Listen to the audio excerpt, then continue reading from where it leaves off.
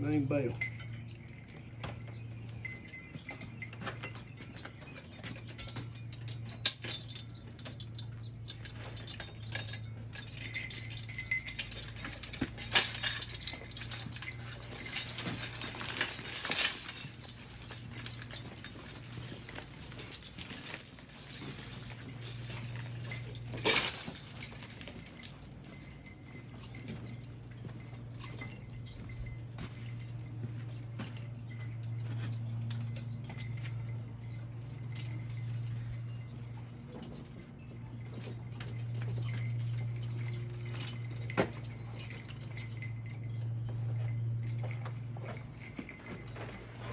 I've had them collars there, I bet you 10 years. Good brown leather collars.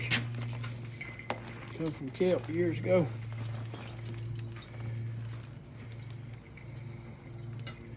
You know, Malcolm Jessup went down there and bought a load.